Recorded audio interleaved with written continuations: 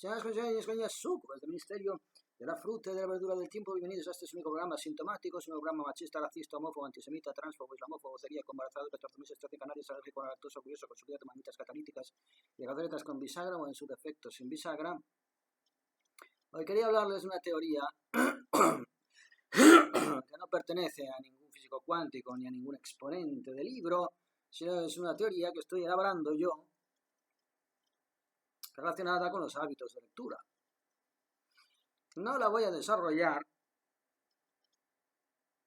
puesto que esto llevaría días y días y días, solamente la voy a insinuar.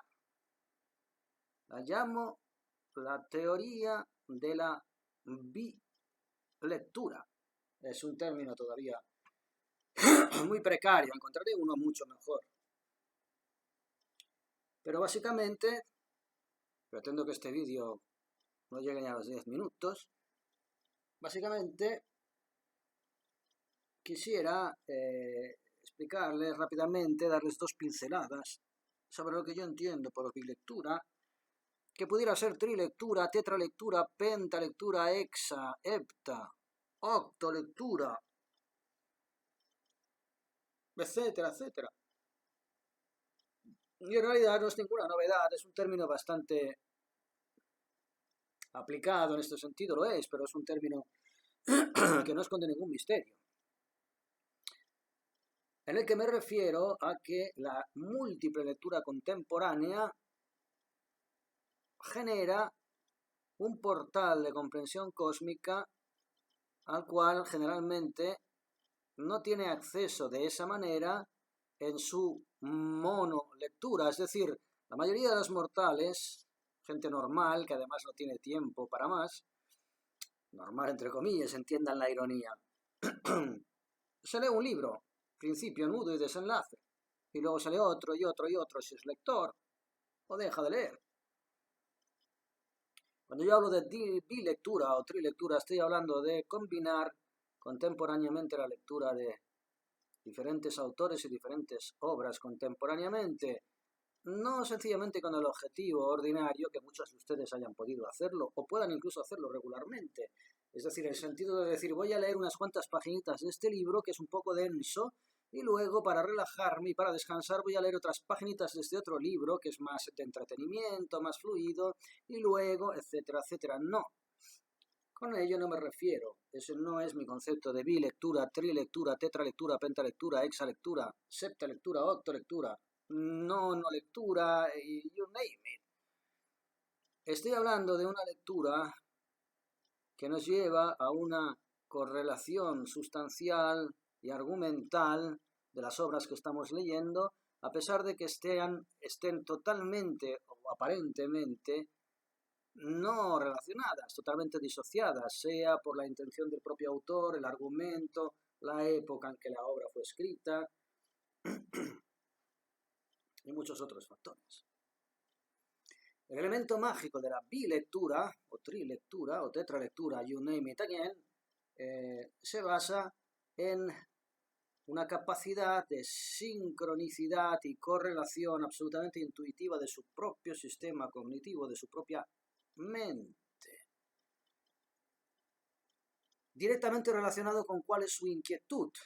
en el estadio existencial y vital que está usted atravesando ahora mismo. Si a usted le interesan mucho las aspiradoras o las neveras o los frigoríficos, encontrará que a menudo su capacidad de focalizar la atención, su atención puramente espontánea, recae en dichos electrodomésticos o incluso fluyen y filtran en su propio subconsciente. ¿Es usted capaz de pasarse una semana soñando con corberós, con balais, con lavarolas, con electrodomésticos determinados si usted está lo suficientemente obsesionado y focalizado atencionalmente en la necesidad de adquirir, la pulsión posesiva de adquirir uno de esos electrodomésticos? La pulsión de posesión es magia negra también, como hablo siempre del dinero o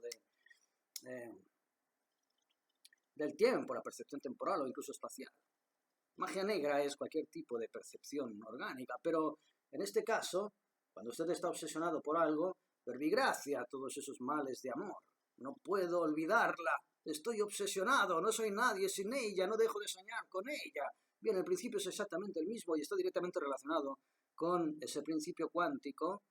de el pensamiento que genera realidad, básicamente. Si usted quiere ser un miserable, será un miserable, nadie se lo va a impedir. Desgraciadamente, el ser humano tiende a aprovechar esa capacidad de generar realidad a través del pensamiento para su mal más que para su bien, y ese es otro misterio del cual creo que una vez hablamos, pero habría que hablar más a fondo. Ahora, sin embargo, quiero hablaros de la teoría de la bilectura, que no tiene nada que ver con alternar lecturas para poder combinar, como quien combina para excitar sus papilas gustativas el salado con el dulce, sino que responde a una operación, una actividad, vuelvo a repetir, directamente relacionada con sus prioridades existenciales.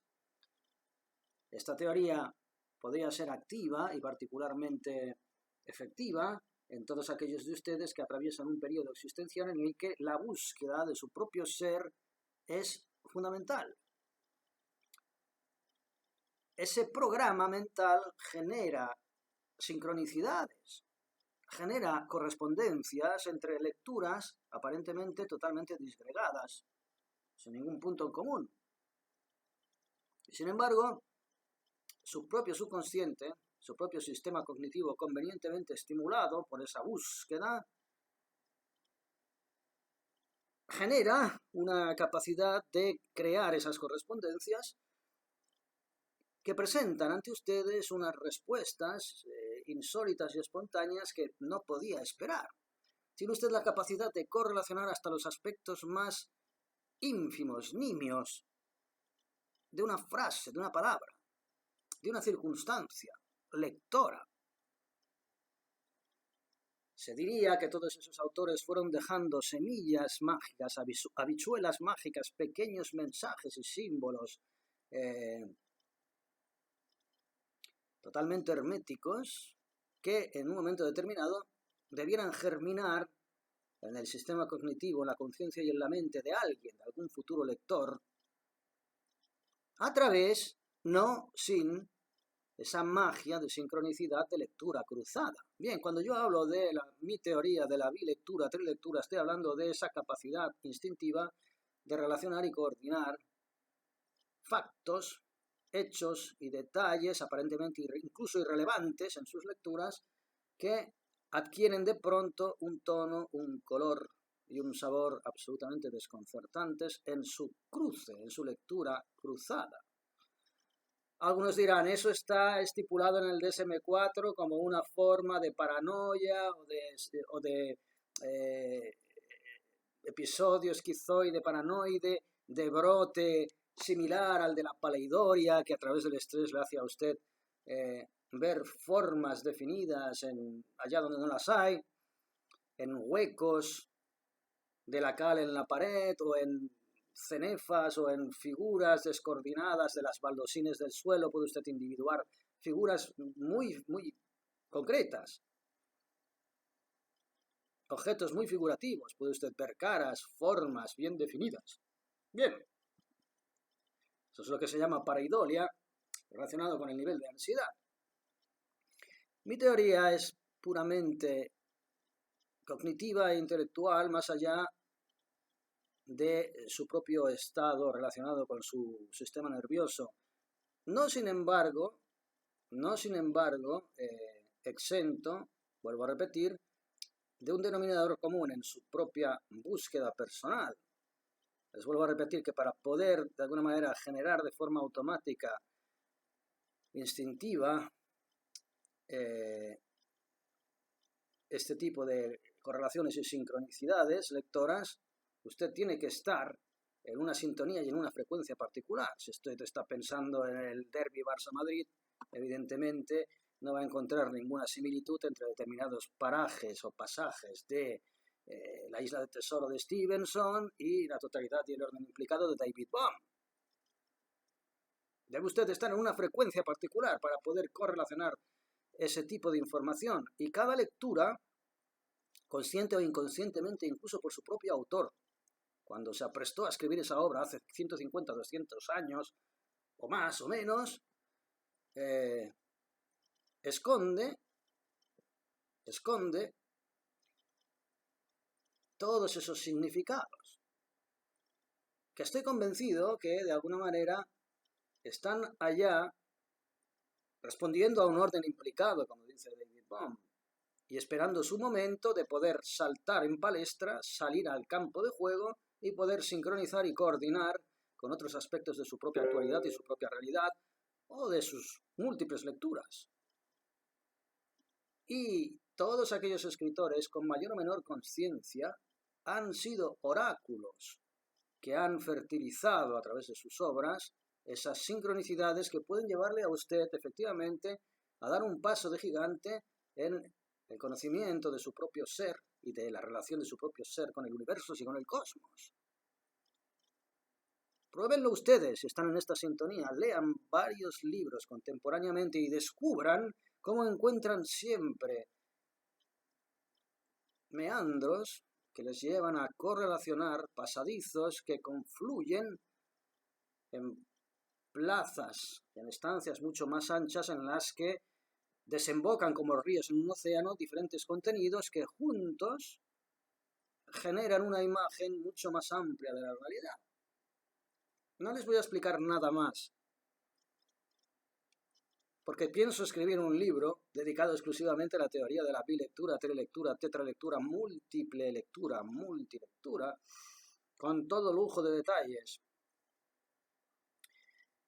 Sí que les puedo dar una clave.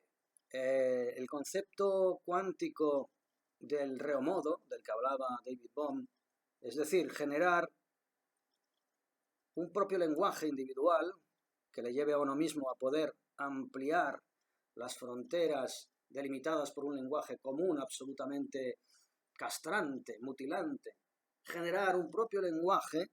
mucho más aproximado al propio sentir e intuir individual que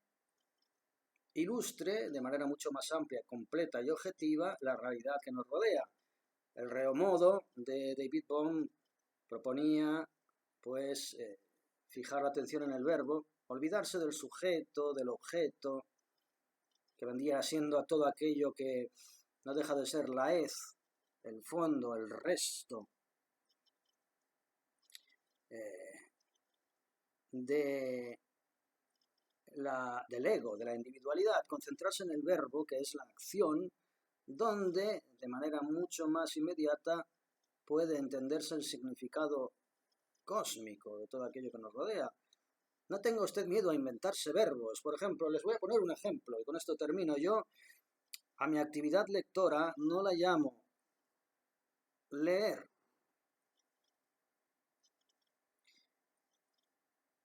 Porque cuando leo intento de alguna manera no tanto descubrir nuevos conceptos, porque si hay algo que he entendido zambulléndome en la historia universal de la filosofía, etcétera, etcétera, es que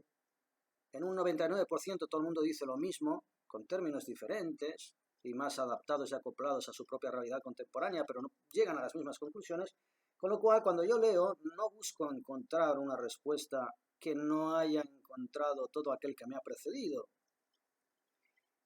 Busco, de alguna forma, legitimar todas aquellas intuiciones, todas aquellas sapiencias, todas aquellas conclusiones que resuenan dentro de mi propia forma de ver el mundo, de mi propia intuición. Yo me puedo ver reconocido leyendo a Giordano Bruno, a Unamuno, cada uno con su propio lenguaje, y estamos hablando de lo mismo en diferentes épocas.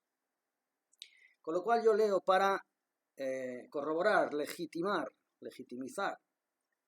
contenidos, más que para descubrir nuevos conceptos, a través de la lectura. Por ello yo forjo el término leergitimizar o leergitimar,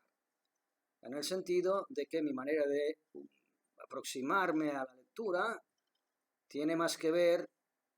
que con el mero registro de un contenido, de un autor en particular, tiene más que ver con la corroboración de mis propios conocimientos contrastados con las de ese autor en concreto y dando el salto a la multilectura, la sincronicidad, la correspondencia, la correlación de conceptos que por separado en diferentes obras y con diferentes autores no es evidente, pero combinando sus lecturas contemporáneamente abren una nueva vía de conocimiento combinado, complementado, que me lleva a una ulterior perspectiva de todo aquello que están diciendo, implementada y complementada, y que no sé hacia dónde me va a llevar. Mi ilusión es creer que quizás experimentando por este camino autoforjado, no solo a través del reomodo cuántico, sino a través de mi teoría de la multilectura sincrónica correspondiente, vaya usted a saber. No quiero decirles que podamos llegar a descubrir nada nuevo, tendría un regusto mesiánico, ¿no? Semejante afirmación, pero oigan, aquí estamos para experimentar. Y de momento no les voy a decir nada más al respecto.